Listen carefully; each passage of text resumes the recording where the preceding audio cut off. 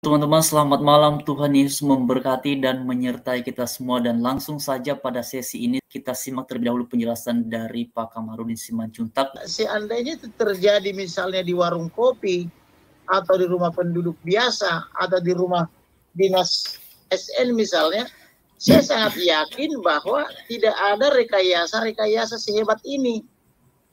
Saya sangat yakin sudah ada yang diamankan, sudah ada yang dijadikan tersangka dan atau minimal dimintai keterangan.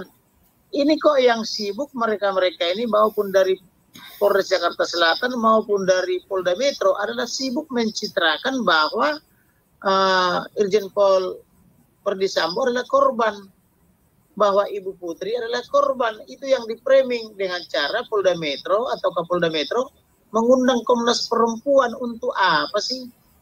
Jadi menciptakan framing-framing seperti itu, sedangkan korban yang sudah nyata-nyata kehilangan nyawa itu menjadi tereliminir.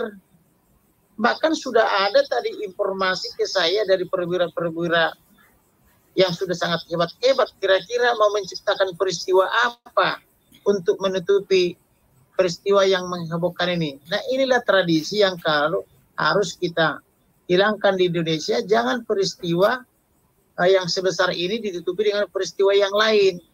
Artinya gali lubang tutup lubang atau kejahatan ditutupi dengan kejahatan lain. Ini yang tidak boleh.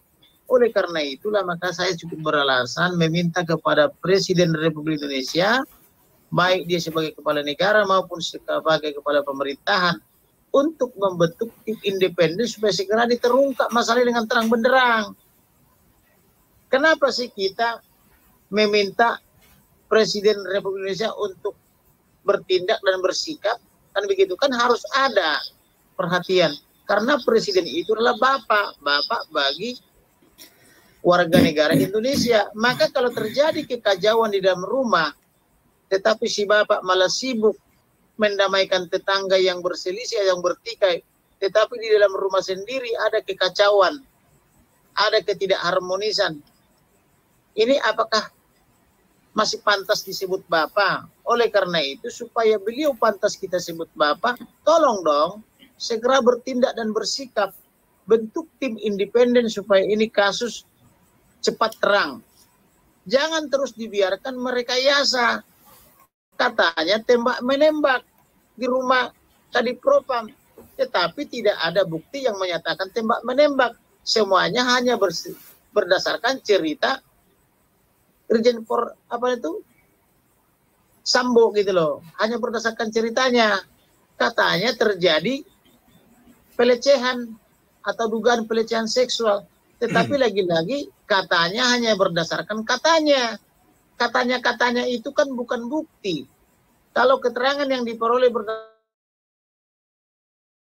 itu adalah testimonium di audito yang tidak bernilai secara hukum.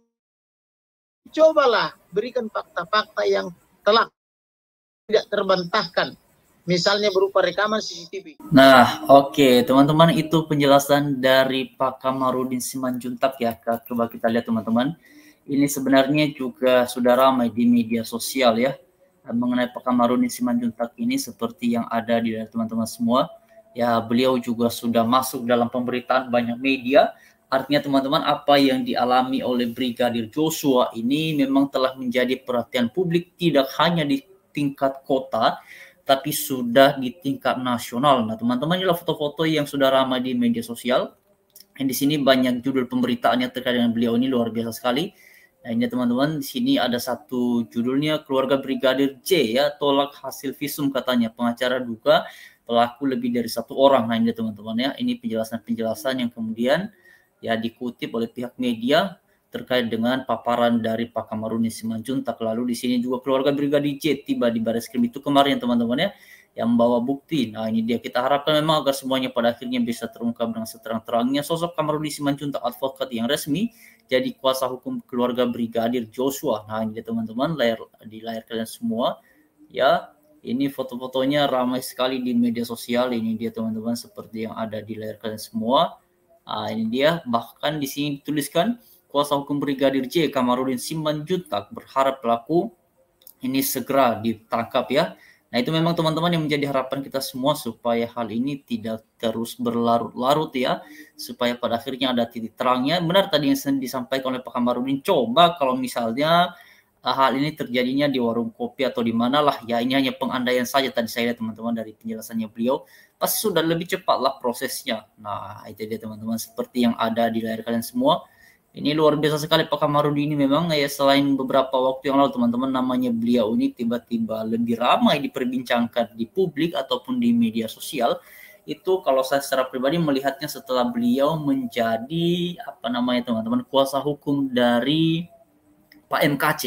Nah teman-teman, sepertinya di kuasa hukum yang keluarganya Pak apa namanya almarhum Brigadir Joshua ini, ya sepertinya teman-teman yang sebelumnya bersama dengan beliau itu putranya Pak MKC ini, Mas Firdia, lalu teman-teman di sini ada Pak Martin, sepertinya mereka kembali satu tim ya, menjadi tim juga ini teman-teman ya, untuk mereka ya mendampingi keluarga ataupun mencoba mengupayakan langkah-langkah hukum agar mengungkap kebenaran dari kejadian yang dialami oleh almarhum Brigadir Joshua ini.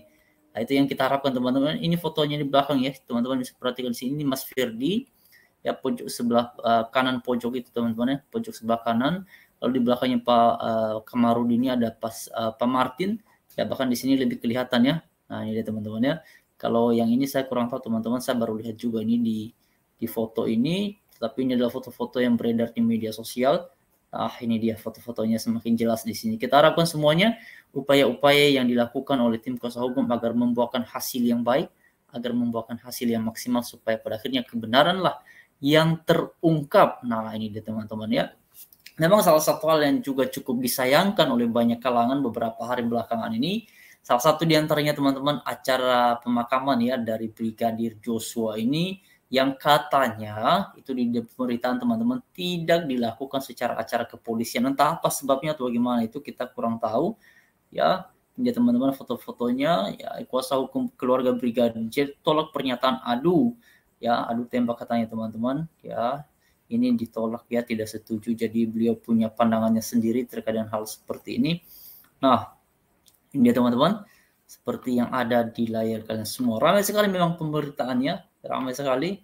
Ya, ini ramai sekali netizen, media sosial diramaikan dengan pemberitaan yang seperti ini, dan karena itu kita harapkan agar semuanya berjalan dengan baik dan kebenaranlah yang terungkap pada akhirnya.